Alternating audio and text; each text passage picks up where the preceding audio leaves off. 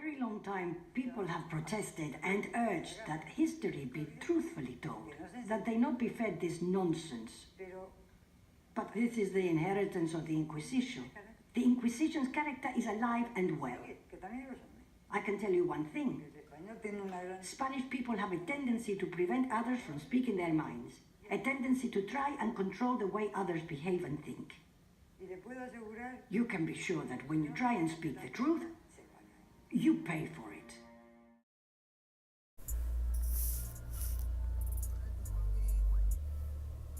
What's up, world? Ray E here. It's been an interesting morning. So I don't know. I don't want to really get involved in all the politics of anywhere, whether it's work or YouTube.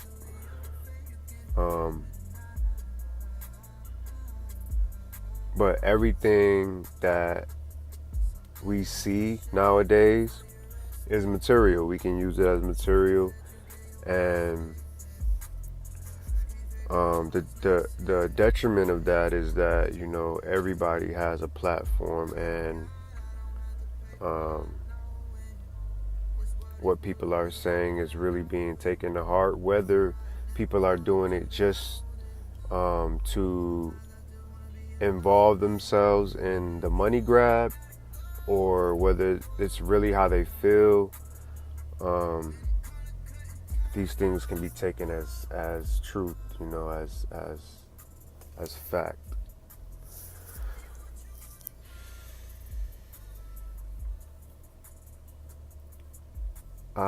When we talk about YouTube, as far as me, I don't really want to talk about what other people are doing. I want to talk about me, as in you.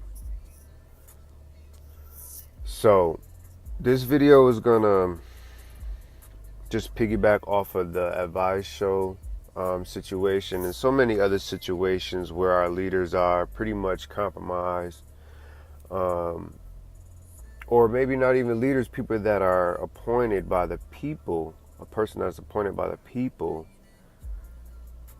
as a leader because of the things that they're saying or whatever. But some people just have that gift of gab, and they can articulate things very well, better than the rest of us have time to, or have made time to do. So for myself, I just want to piggyback off the advice show situation, and go over some things as far as predatory empathy for the outcast in any situation, but mainly being a person of color in certain communities, and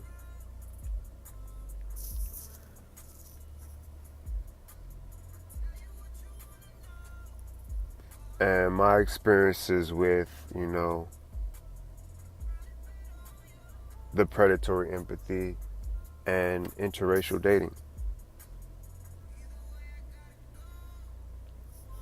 So when it comes to predatory empathy, I'm not sure if that's a term that's ever been used before, but it's something I came up with thinking about, Thuggo, Ray Ray, and Pookie. I'm gonna make a video for them, and that's probably gonna be next. My affinity and my empathy for Thuggos, the young Thuggos, the young Ray Rays, the young Pookies. When I say predatory empathy, the root word of predatory, or the word predatory, is based off the word prey, right?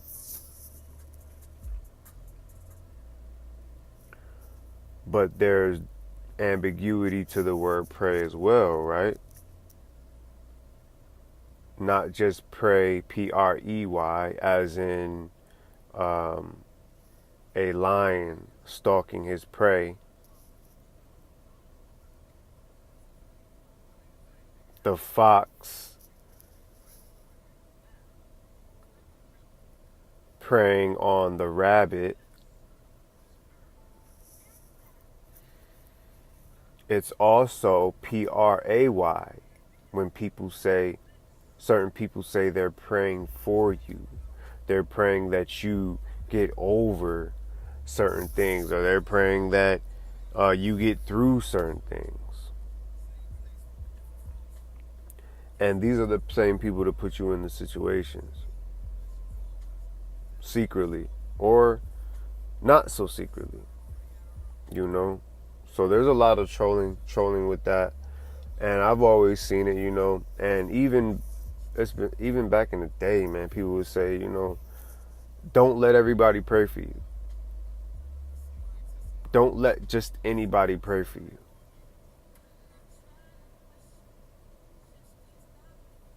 Those are spirits, man. More like demons in sheep's clothing, you know, trying to pull the wool over your eyes. But predatory empathy comes from all sides, you know, when you're alone. And just think about, you know, the word alone. When do you ever need alone? When you're alone. When you don't have any other resources, whether people are looking at you, you know, noticing that you're alone and you may need help, and they can give you help, but, you know, what's the cost? What's the interest rate going to be on that loan, excuse me? What about, you know, payday loans, title loans?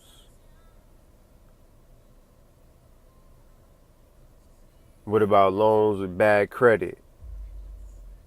I've seen loans with 150% interest rate.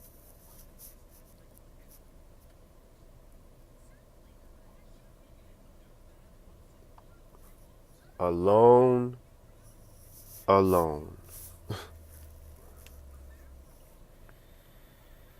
So my experience has been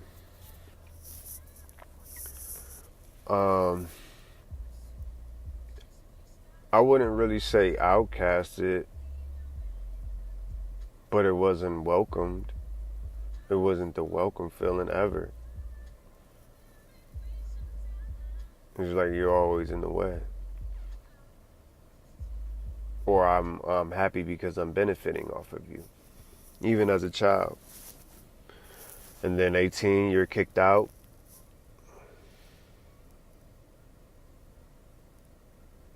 And it's just been, man, a journey, you know. Ever since there, bouncing around from school to school, from state to state. You run across a whole lot of people, you know, who may be in a struggle with you, and, you know, they make their sacrifices, but they're not able to see the sacrifices that you make. And they're going to put a premium on what they do for you. And what you do for them will be nothing compared, because they don't understand what you had to do, even if it was just something small. You know how much effort or time, you know, it took for you to take out of your schedule, or, you know, whatever you were going through mentally, emotionally, spiritually, to muster up the strength to be there or provide energy, but they don't see that. But moving along, I mean, with that, like I said, it's a loan is what people give you is a loan. The love that is given to you men at the beginning of relationships are a loan. Once you get that money, it's gone. It's gone. But how long are you stuck paying on that loan? They gonna set you up with an installment that have you paying them for 3 years. Can you go back and take out another loan during that 3 years? Maybe once or twice.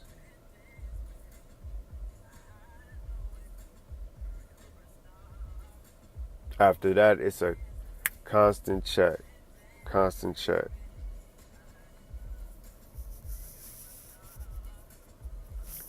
Predatory empathy, where people are saying that they're praying for you, but they're really praying on you. They're preying on your vulnerability. They're preying on your insecurities. They're projecting theirs onto you. And I call it predatory because if things don't go the way that they want, or that the way that they project when things are going good, you will see, those teeth. You will see those teeth.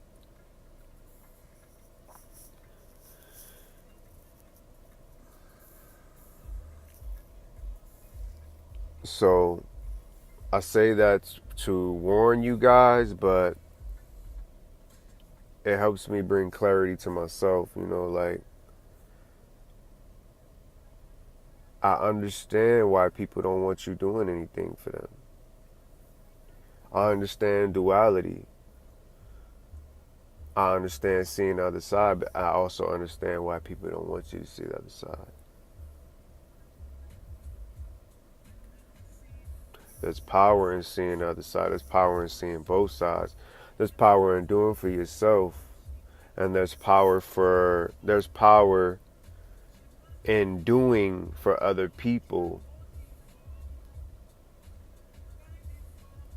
completely, because it strips away their independence and makes them completely dependent on you. And now you have the power, and I highly doubt that some of these people are going to let their power be drained. They're going to make sure your power is drained before theirs is ever drained. I've seen it. I can see a person. I can see a homeless person. I can be on Santa Monica beach and walking from the pier to Venice Beach and encountering homeless brothers and homeless brothers with no shirt, and just some sweats and shoes with no laces and food, half eaten sandwich in one hand and a Coke in the next, and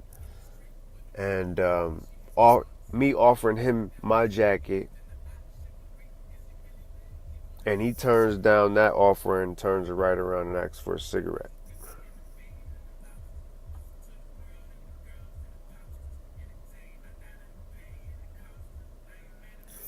And that only hurts because I empathize with the trust there, He wasn't worried about a jacket.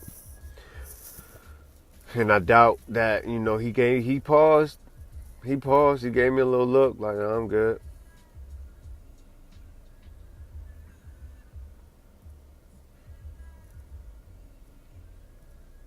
In a situation where we had our own, it's hard to create that with the structure that they made. That's why they came in and made money, and controlled it for at least 100, 150, 200 years.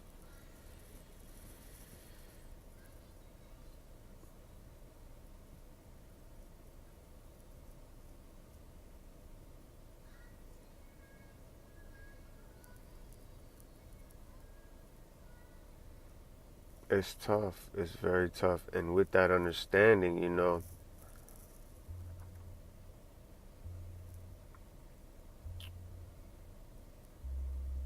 with that understanding, it's not hard to want to be there for your people. It's not hard to want to be there for your people, but who's going to be there for you?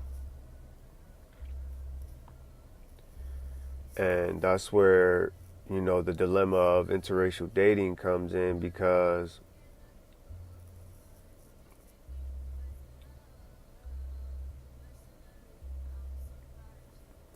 like Drake said, and I these are just lyrics. I take lyrics as they are. I have no ties or no horse in the race as far as Drake goes. Let me make that clear. But as the lyric goes, when it's yours, they don't really leave you with a choice. Some women will not leave you alone no matter what. And it's whether it's a mashup between, they know that you really love deeply, and they see that you're in deep pain. But the flip of that is somebody investing, seeing that and investing in that, and then not getting the return or the control that they wanted or perceived to get. Then it's just easy for you to make those with less resources, those with less energy, to make their life difficult and hard. And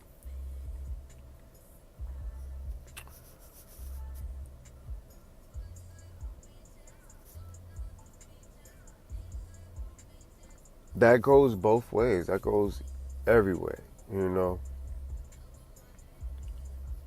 I love women, period. I love the soft skin of a woman.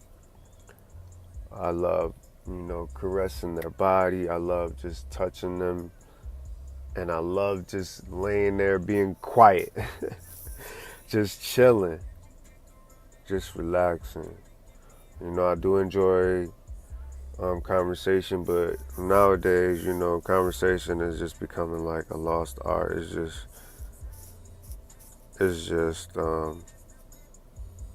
there's a lot going on, so people aren't able to focus as much, I guess. Focus on themselves. But up until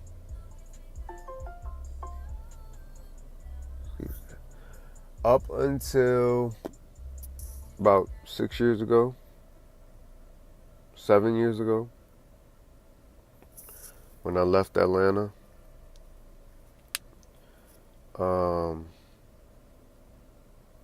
I dated black, if that's the word, That's the culture. That's the status.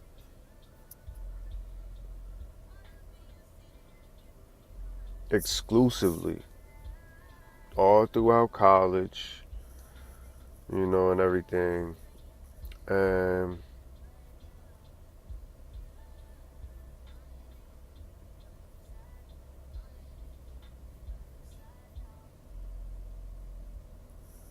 I think it's just the same, man. It's just the same with everybody. You just don't know.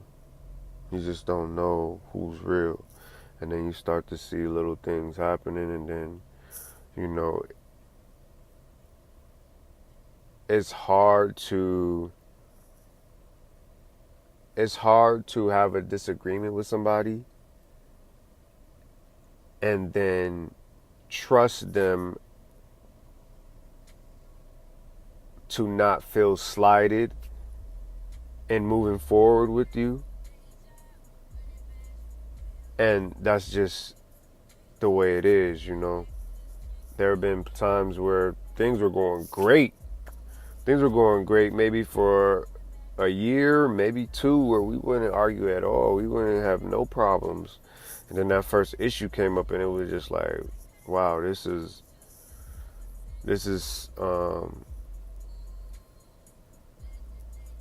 it wasn't like a immediate termination or whatever, but it felt like that. And after a couple times of, going back and forth with somebody, you just recognize the energy where if somebody feels slighted, they either made that situation go that way so that they can feel slighted, so they can do what they want to do, or they're always going to be looking at you sideways after that.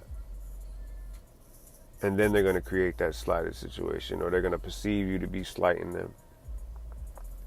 But anyways, I love women. I love my sisters. And why are we the only culture to call the people we date sisters and brothers?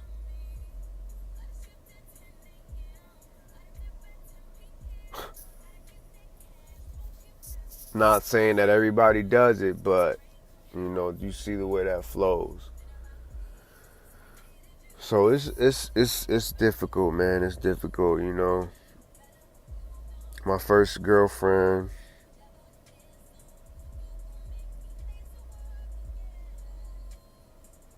my first real girlfriend,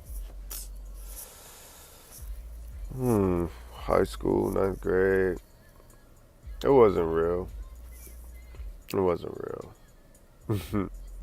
Just a lot of games at that time, but one of my first real memories of dating was, the girl telling me she wanted to date more than one dude. And we was still in 9th grade.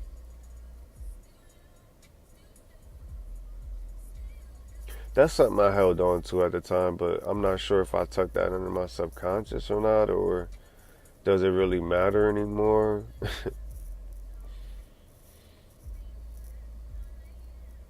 And then, the next year I proceeded to date.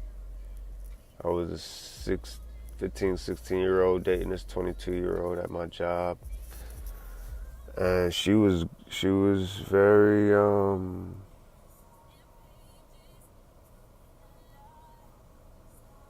nurturing, and she had the situation that she wanted. And then I ended up, catching a charge against her baby daddy, her daughter's father, excuse me. And that story's been told many times. And I think that's what kind of causes me trouble in my relationships. That's why I say I have an affinity and empathy for Thuggo, Ray Ray, and Pookie, because nobody understands the mining that goes for your energy. When you have passion and a thin line between aggression, you can literally form that energy. You can literally take that energy and see it and cut it with a knife. It's so thick and tense. And when there's nothing there, people are just bored and unmotivated, So after that, it was rough because, the girls my age weren't doing what she was doing, or they weren't trying to do it with me. And I was really I'm still a reserved dude. And it was just like a low self-esteem point for me at one point.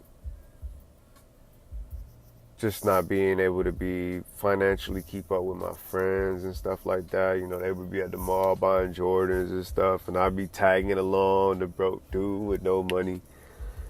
But, since 10th grade, I always kept a job.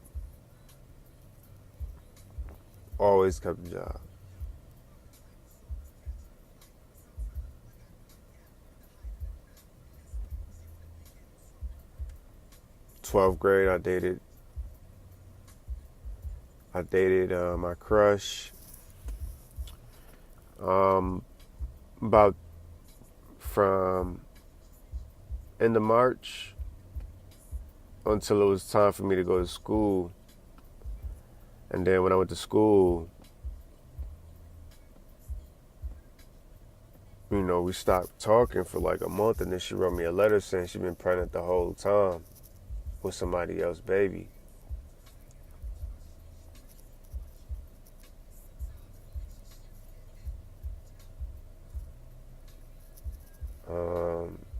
After that, I was just running around,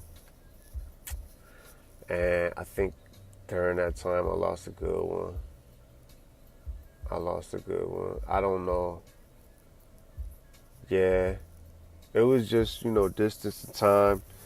After my first semester in school, I went back home for a year. Got caught up in drama there that I'm just now really understanding what happened back then at that time, and wondering and realizing how it affected my friendships, and realizing that nobody's ever said anything to me. They just show me. They just give you this energy. And I understand what it is now. I understand the sides that were taken. I understand everything. And it is what it is, It is what it is. It's not like I'm not remorseful, because I am completely remorseful for my actions in that part. But, it's been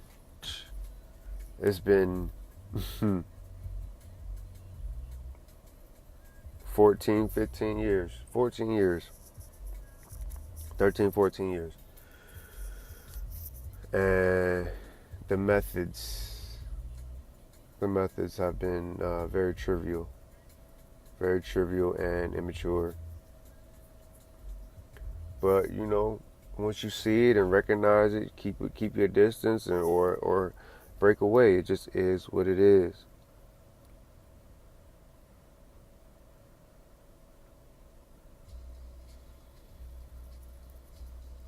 And then I went back to school, dated another girl who I had a crush on. I had a heavy crush on, and I was just head over heels, and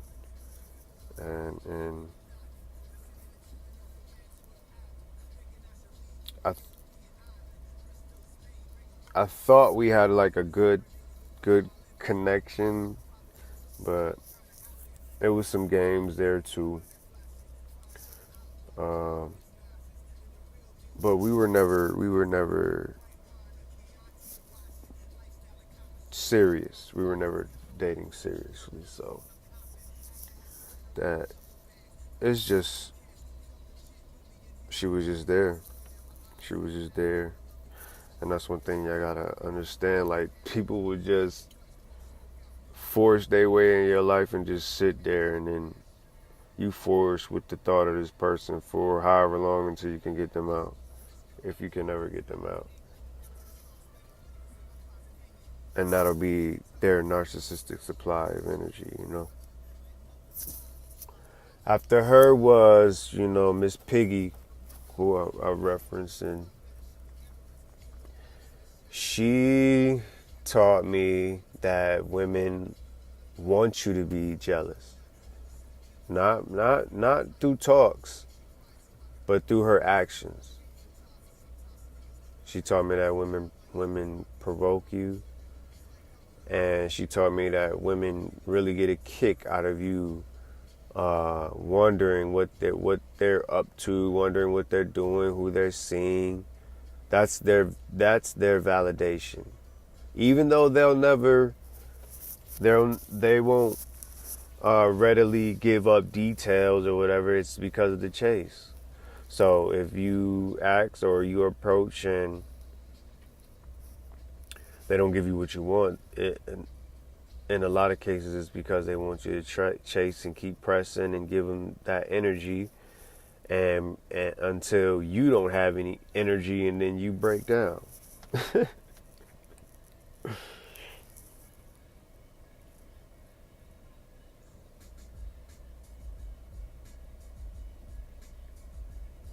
She was a mother of 4 kids. I was, 22, 23 at the time. I had none. And, they were still put on me. Emotionally, to guilt trip me, especially whenever we would break up. Or do the breakup to makeup thing, the kids would be the biggest factor.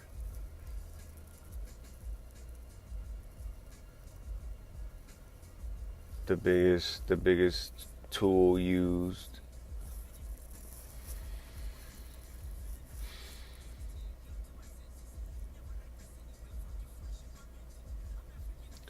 And after that, I pretty much,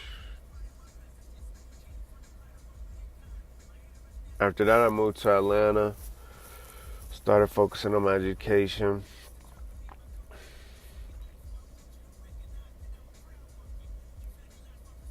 I always had my own thought, I always had my own thoughts on things. At one point I was like, I'm probably gonna marry or be with a, terminology is so weird these days, but Latina, Spanish, Hispanic woman. They seem to be the ones that show me the most interest in person, and short, thick, little more than thick.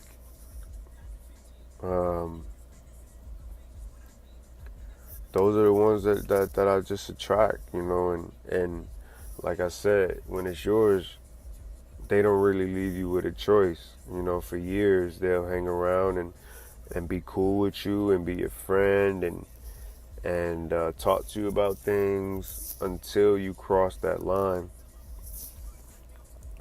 But Miss Piggy was pretty much the last.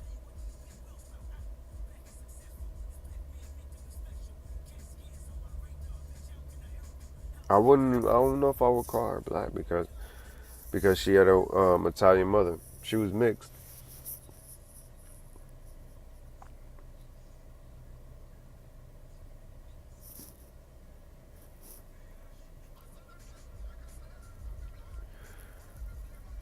And I have a mixed race son.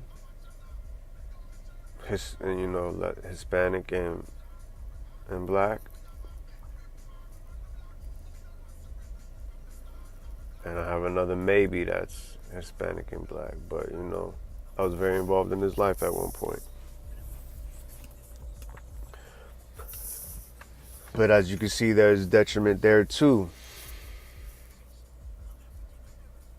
But it's hard finding people who want to not only seek the truth, hear the truth, acknowledge the truth, but also support you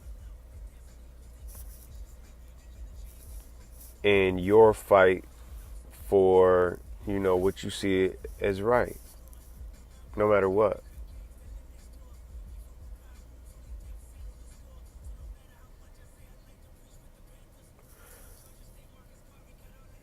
It's also hard to find someone who will just, if they can't support you in that, if they don't understand it, or they don't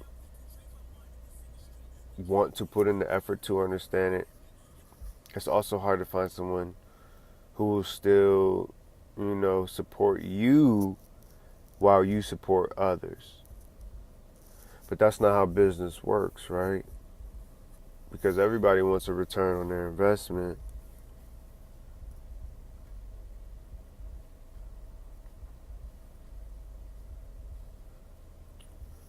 And with the predatory empathy, that seems to make sense, because if people know you're vulnerable, hurting, and like I said, they come and invest that time, that energy, giving up parts of themselves for something that they thought they would get back, or that you're already getting, and now they want more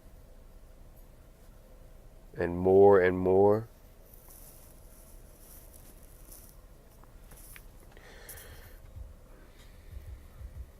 It makes it hard to go out here and even work a 9 to 5,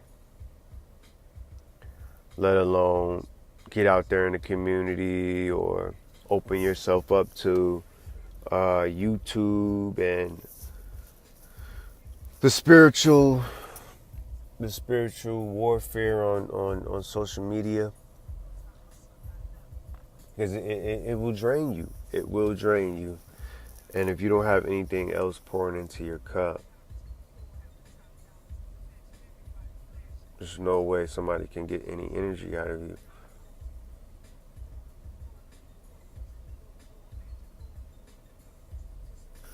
And these women know that it's in your DNA to want to fight these issues and address these issues, but they'll just want you for what they want you for. They just want you for sex, and they want you to provide. They want you to be there for your children whenever they don't. They want you to be whenever they feel like handing them off to you.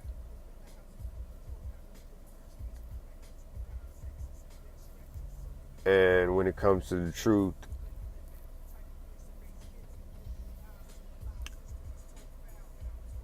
I don't think they have much in them. So that's another thing. We're truth seeking, and their truth, suppressing.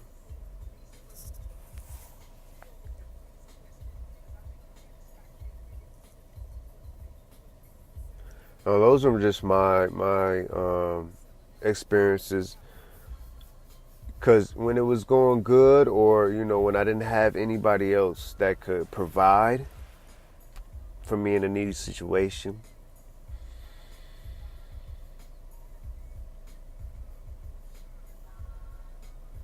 this is when the interracial dating happened, and they were there 110%. Be it energy-wise, attention-wise, no matter what they could do, whatever excess percentage of energy they were given other ways. Whenever you call, whenever you text, they text right back. If you need anything, they was right there within 5-10 minutes.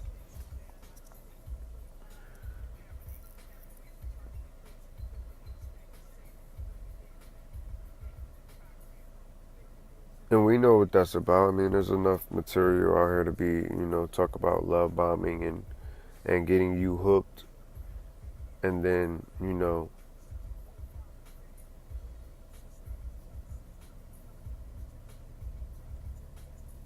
taking that away and making you feel almost deathly, because that's all you got. That's all you got.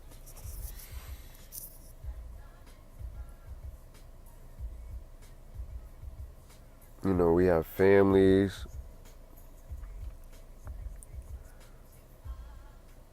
We have friends.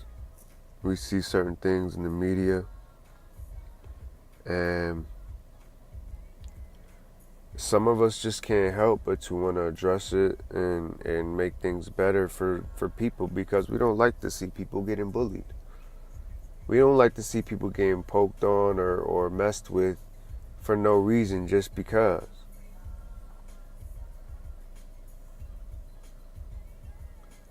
But, these are also the same women who go to church and don't want you spreading your love around the same way God does to all the women in the church.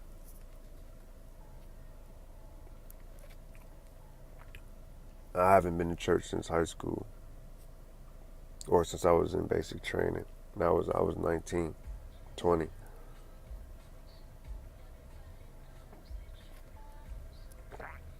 And I'll never step foot in another church again. So that's not my lane. But that's just an observation that I had.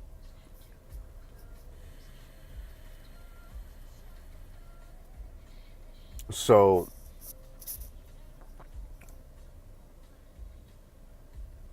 the thing is having somebody to support you while you want to do what you need to do or you want to do. So, and okay, I understand that he also made some comments about black men, quote unquote, black men dating white women, or how he felt about, black women. But I also know that he had a black wife, so I'm sure he had some feelings of resentment up in there when he was making those earlier videos. I'm not sure.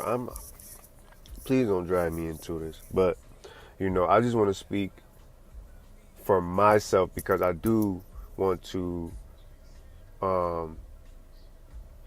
help other people. I want to help other people. I want to help my people. I want to be there for my people. And that's really anybody, but definitely those that look like me. But if you support me, and at this point in time, we have to vet everybody. We have to vet for our investment, so we investigate. And anybody who doesn't let you see them transparently these days doesn't understand the heightened awareness of energy, the cameras everywhere, the data that can be found on you. You're just asking. You're asking to be exposed. You're asking to be exposed. And at this point, anything could be exposed. Anything could be exposed.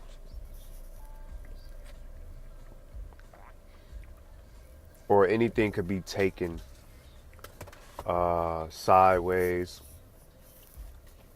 especially when it comes to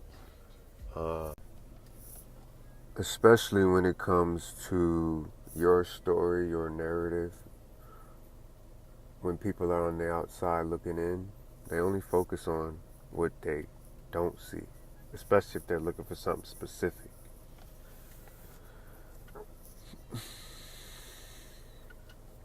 Like if you're looking through a window and you see a couch and a TV, you're gonna be looking in the background or on the ground for something else,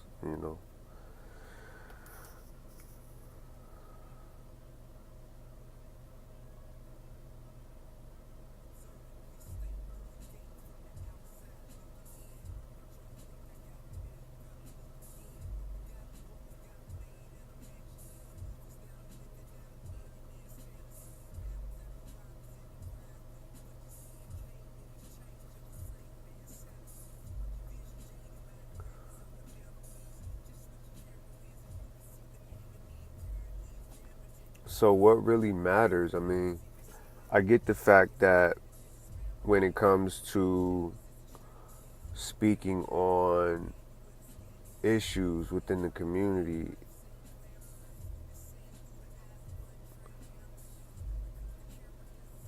it looks better to have, unity. Absolutely. We would prefer it. We would prefer it.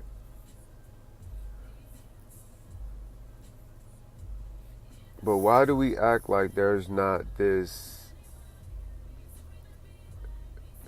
major spirit of competition, especially between um, black men and black women, but those who embody that spirit, that's why I say predatory empathy, because it's not really a competition if you're vulnerable and if you're handicapped. You're physically strong, but the laws are not for you. The laws are not for you, not one bit.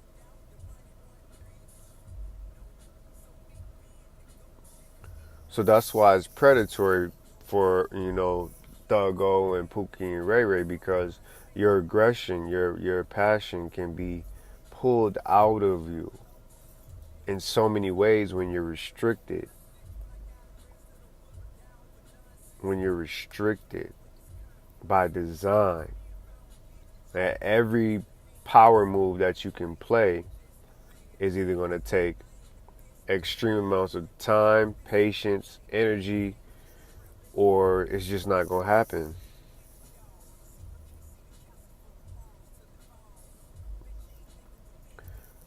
But when it comes to that competition and that aggression, that energy, nobody has it like black women. Nobody has it like black women. And what about your mother? She knew she could be stronger than you for all the days that she was weak to another man.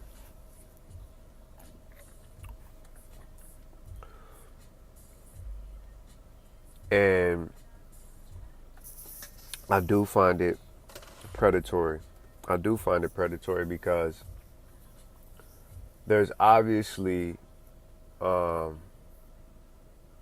been some indoctrination on the part of our people.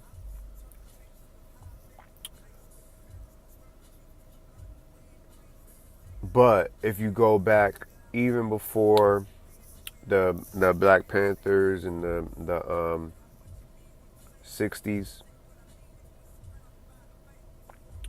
Black Wall Street, we got Jesus or God being beaten into our ancestors, right? Then we had the strong black men killed because they weren't going to be slaves. So now you just left with a lot of people looking, a lot of people, just dealing with the situation, trying to make it through, trying to be tougher for whoever's around.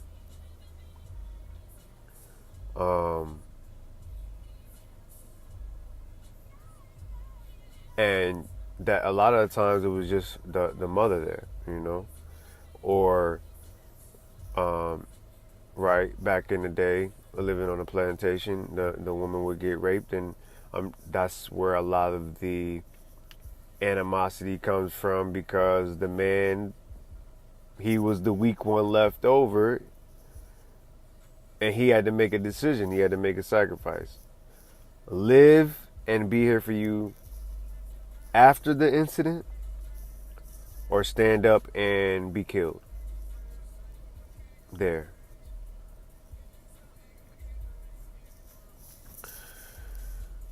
So, man, that's deep. It just goes deep. Our relationship with each other has been broken from the outside and from the inside. From the top to the bottom. Most of us didn't have our parents, and we were left with a single mother, and the woman wasn't created to take on that role. She doesn't have those resources, even though she can finesse them, she can sell herself out.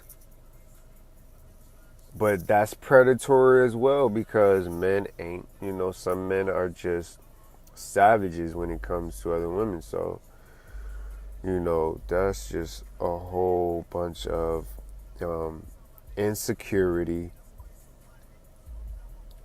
and resentment, and people who feel like that apply their power, you know, where they can, and they will mirror the abuse that's been done to them, and it will take on a whole new energy. You know, from your parents to your failed relationships, and then looking at that child and seeing those faces. It's deep, I understand it, but it's still some bullshit. It's still some bullshit. You know, we had church beaten into us, and a lot of us were beaten about church. Beaten before church, beaten after church, and I was sent to a church school, and then still nothing. Nothing. And that's the plight of many men today. They have issues with their mothers. It's not just a slavery issue, it's just a society issue. And I can only speak for me. I know, I feel it in my blood how I went. I can meditate on it all day, and it would just hit me like a brick wall. But that doesn't, if that was the excuse that our parents want to make, then that's not going to be the excuse that I make. And that's not going to be the excuse that I allow anybody else with me to make, you know. It's going to be a sacrifice for our generation. It's going to be constant work. If it's going to be like that, if it's going to be like that. But if it's not, you're going to have somebody of another race or another nationality of a higher status or a lower status who understands your vulnerabilities, your insecurities, and they're not as aggressive. They're passive aggressive, and sometimes that's just what people can live with that. People can live with the passive aggressive. I cannot. Because you're passing your aggression on to me, and I'm already ready. I'm already ready. At any moment to go. So I'd rather you just let me know what it is so we can address it and move on. But don't sit there and act like there's nothing, because I know there's something. Energy is not hard to read.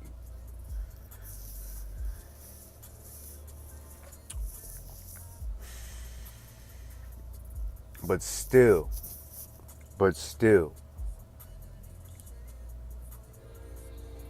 I would kill for my people. In a heartbeat. But will your people kill for you? How the fuck did we let Fred Hampton die like that? Malcolm X, how do we let him die like that? And nobody after him, nobody who was sitting in them seats took up his work after him in the way that he did, in a more extreme way.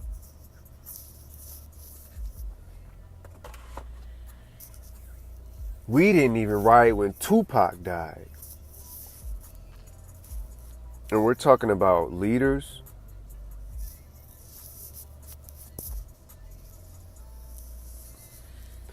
So it's that's the other half of the predatory, as far as, you know,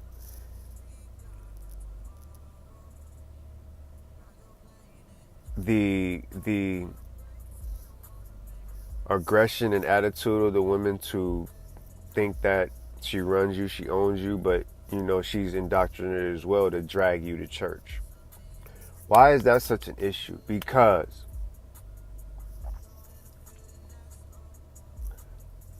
on the flip side, you have pale or rojo, European, Spanish, from Spain, women, and a lot of people don't even understand it.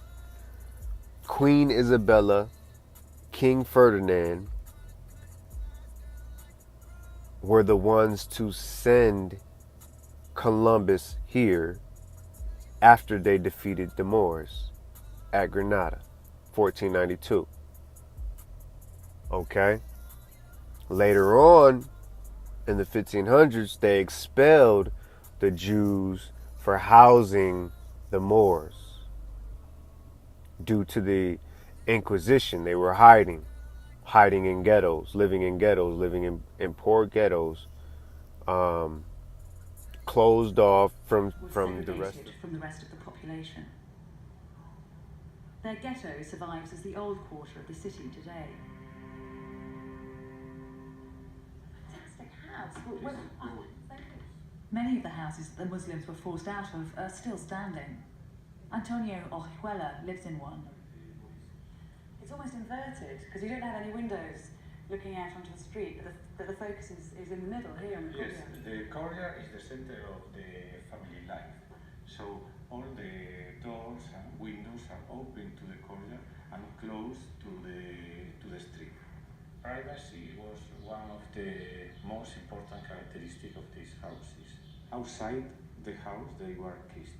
They went to the church with the priest. They celebrate the wedding in the Christian way, but then later they came home to celebrate again the wedding in the Muslim style. The purpose of the Inquisition was to track down and eliminate anyone who wasn't an Orthodox member of the Catholic Church. Those found guilty of heresy were subjected to a sinister public ceremony called an auto de fe. In this eerie ritual, vestiges of which are still performed today, the guilty were forced to repent their sins while their accusers watched on, hidden under hooded cabs.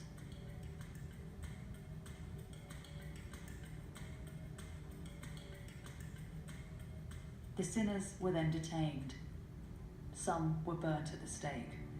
Most had their homes and livelihoods taken from them. In 1526, the Spanish Inquisition came to Granada to deal with the Muslim problem. Muslims were labelled heretics and given a stark choice. Closed off from the rest of the society. And we already know about the Inquisition, the IRS.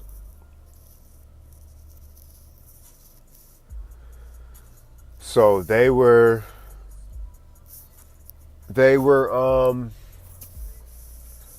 pretty much hanging anyone that was not going to be Roman Catholic, taking their possessions,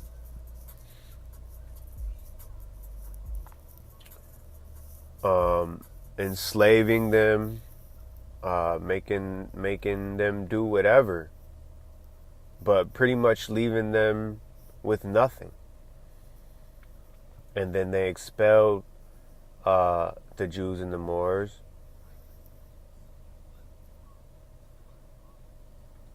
And it's been one big trolling act. You know, they took over the Alhambra. They switched it up. A Muslim mosque invaded by Roman Catholic kings and queens, and they're actually buried there. And you can see it today here in Phoenix. Moorish copper domes topped by Roman Catholic crosses.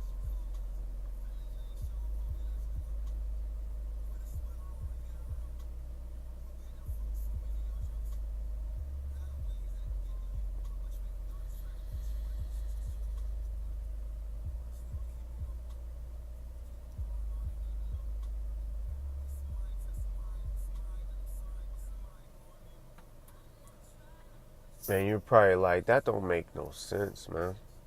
That don't make no sense. It doesn't, right? Moors aren't just one group of people. They migrated all across Africa, Europe, Ireland, everywhere. And they wore the uraeus, which was what? The crown with the snake on it.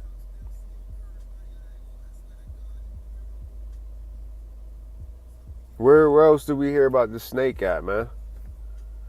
Adam and Eve?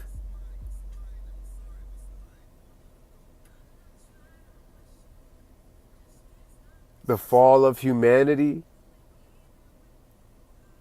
See, I think Queen Isabella really got caught with a Moor or a Jew. You know, the Jews and the Moors were mixed, and you can look it up right on Google. The Jews in Germany during the Holocaust stayed in ghettos. Jew elves, Moor elves, morals.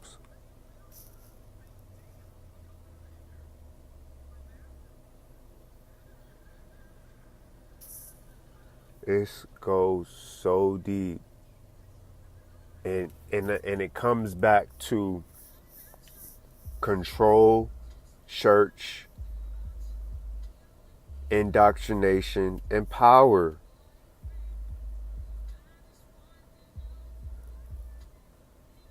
That's the thing that makes me weary, because it's always been that situation with the few women I've dated outside of my race, outside of my culture. But no, they're in the culture, but not really. They're praying. They're praying there because they know we're so foolish and accepting. We're morons. We're nice.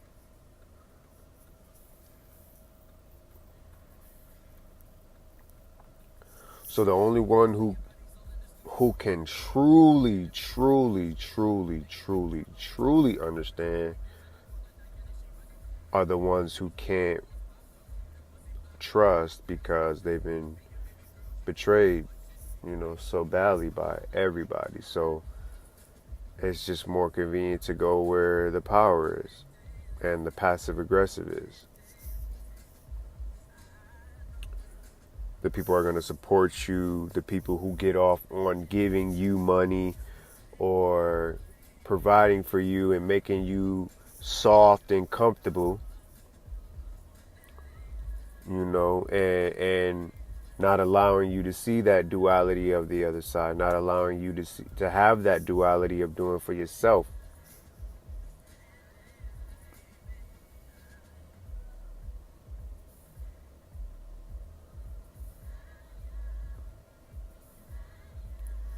So I get it.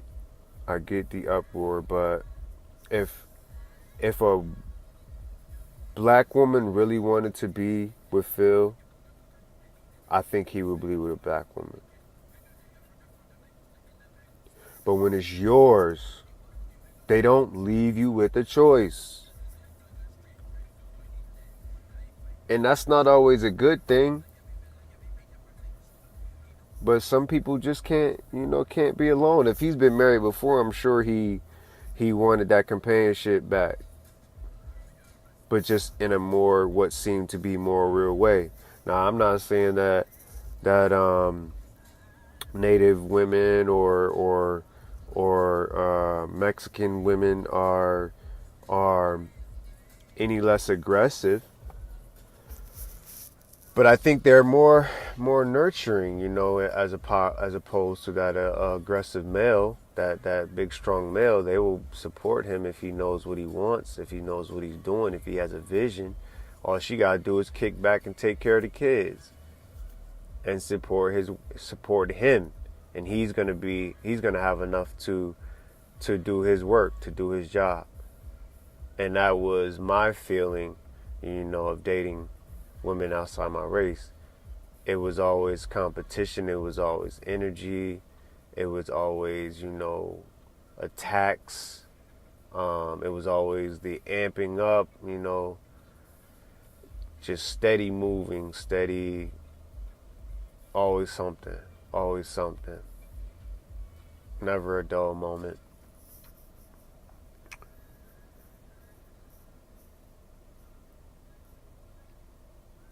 And that can become draining, annoying, and stressful as well.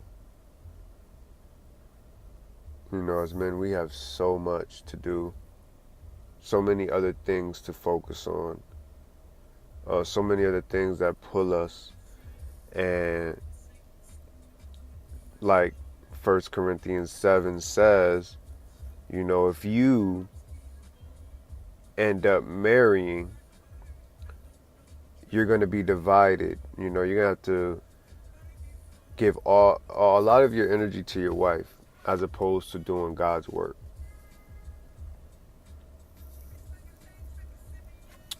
But if you can't, control yourself sexually, then they advise you getting married.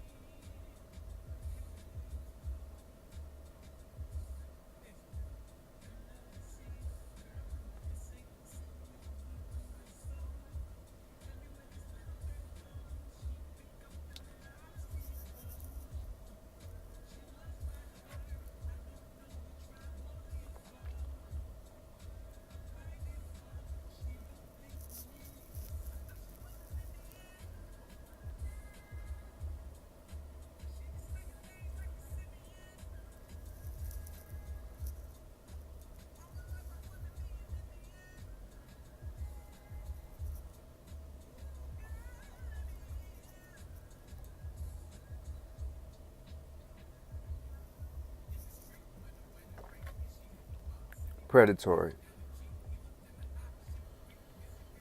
That's a major history lesson. It's a lot of things people don't talk about, people don't speak on.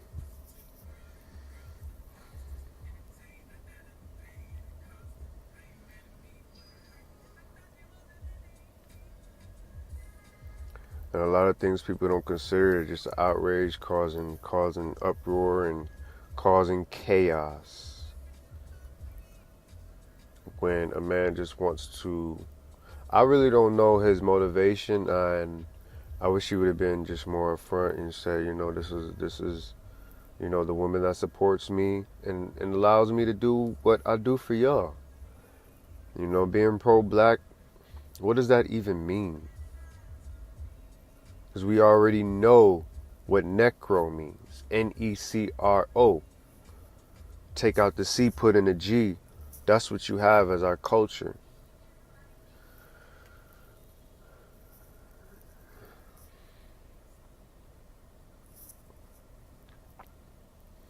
So, if anybody ever tries to, call me out for dating outside my race and still trying to help my people out, I wish they would. I really wish they would. But they won't, because they know I'm real about it. You're not going to push me over, and you're not going to push anybody that's, with me over. It's just not going to happen. But, I guess somebody like me is either not a threat or too much of a threat.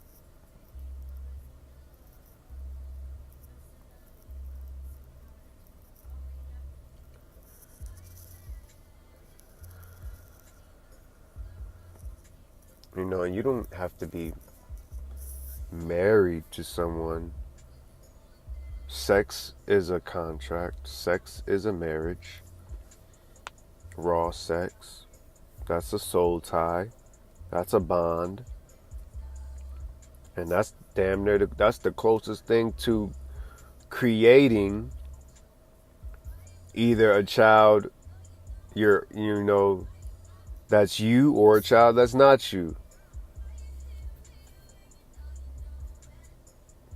It goes deep, and I don't think it just could just be like a simple conversation. But it's about intentions. I don't, like I say, I don't, the energy that he had on the Black Men We Need to Talk, videos and all of that. I wish he had that in his explanation for his wife or whatever, but if these are things that are being sent to him, you can put more energy behind that as opposed to letting out your real feelings on certain situations, if that's the angle that he's taking.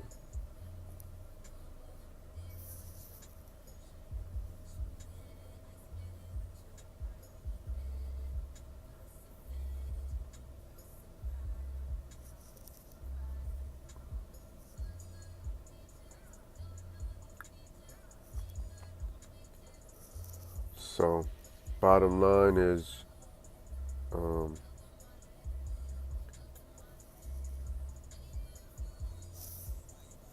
own it. Own your decisions. Own who you are. Don't let anybody define a definition for you. For me, when I see you, I don't know what else you got going on, but if you help me, I'm going to vouch for you and say, hey, he helped me.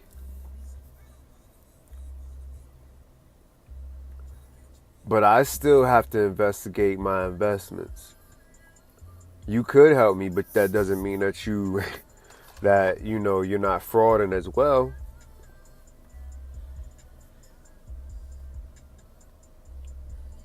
And that goes for men and women. Men and women.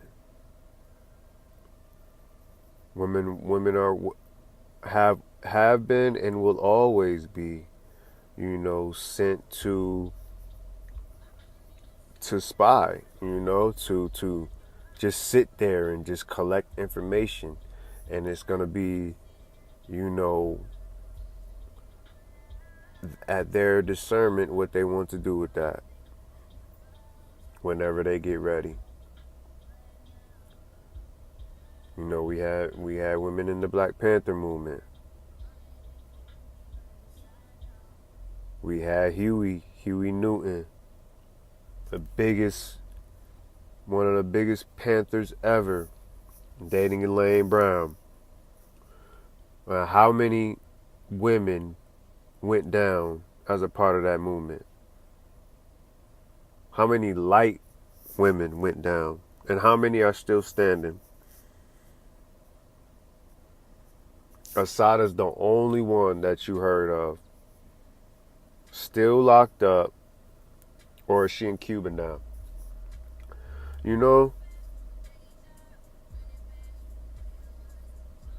But they also the ones that's not gonna take no shit either. So it's tough. It's tough. And we've been abused, and we're sensitive, and we have a lot of things to consider, and we don't know how to trust. That's just the bottom line. So, there's a power factor in being able to trust someone who can't really hurt you. They can hurt you a little bit, but some people, if you let them inside, man, they will kill you. They will kill you dead.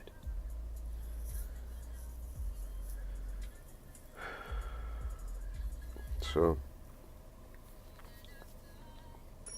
that's my input on that, man.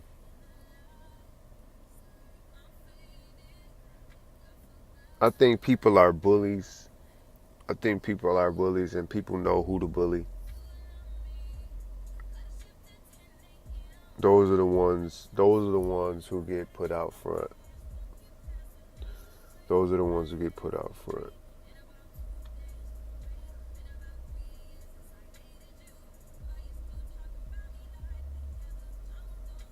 If you can't bully a man in the public, you can't bully him in private either. That's just that.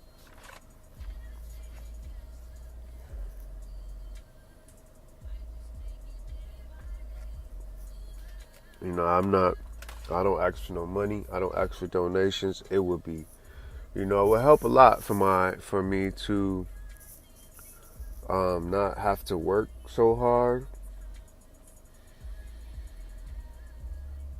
But right now I'm still working out all the things in my head and my program. I'm still getting over. I'm still just dealing with, how I want to handle things, how I want to go about things. And I have to get my tone right and everything.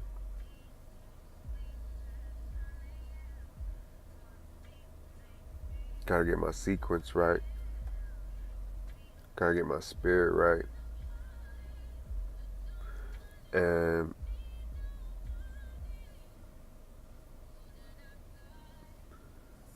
I don't want to make myself a prey out there either.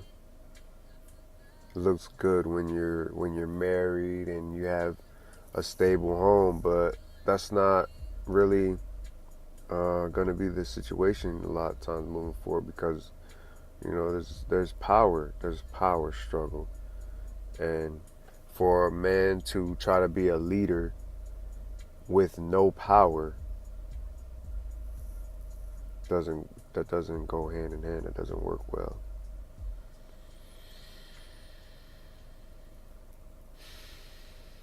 It's tough. It's tough.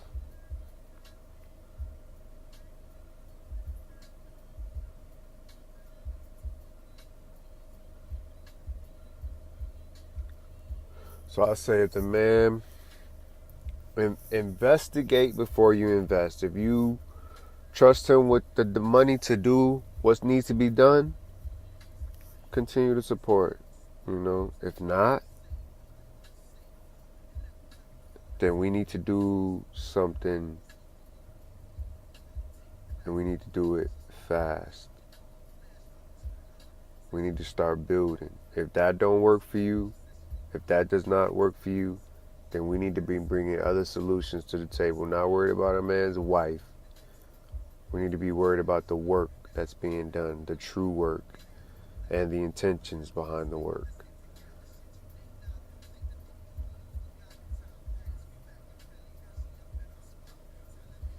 I think I've been talking long enough.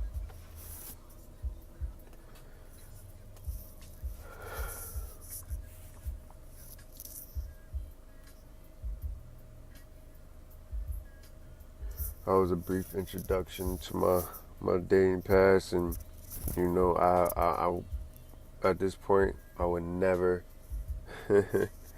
never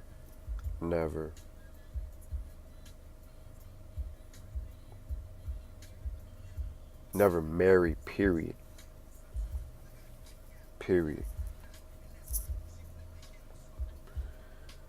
But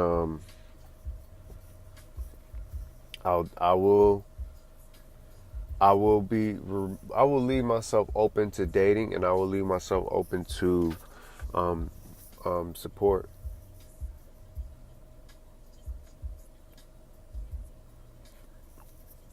But I just know that things change real quick. Even when you have great plans and you have things going well, things still change, and you never know what people's motives are. So,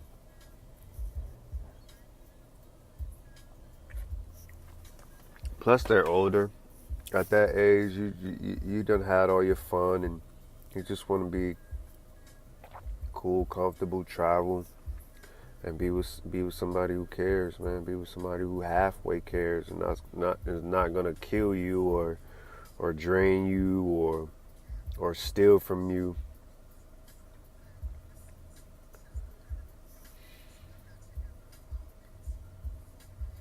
Put people in position to win. Put people in positions to help other people. A lot of leaders are selfish. A lot of leaders only care about themselves.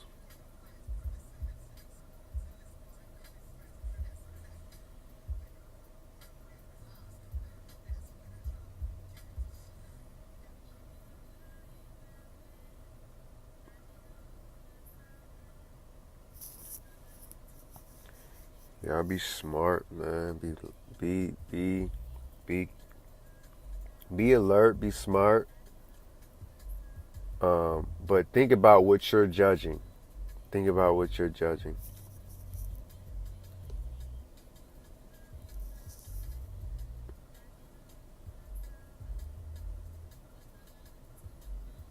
Till next time, y'all. Peace.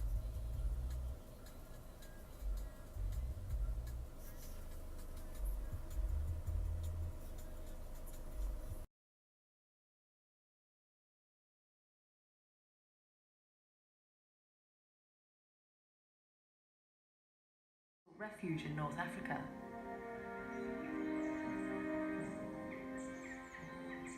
When Isabella and Ferdinand died, this is where they were buried. It's a little corner of the Alhambra, and it's decorated with inscriptions from the Quran.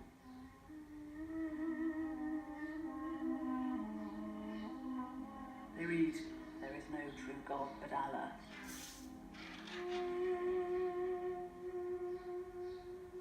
In many ways, it's a curious choice for a Christian entombment, but it does speak of that complicated relationship that was enjoyed by the Catholics and the Muslims. On one level, it says that Isabella and Ferdinand were still half in love with all things Islamic, but on the other, it's a bold and uncompromising statement of control.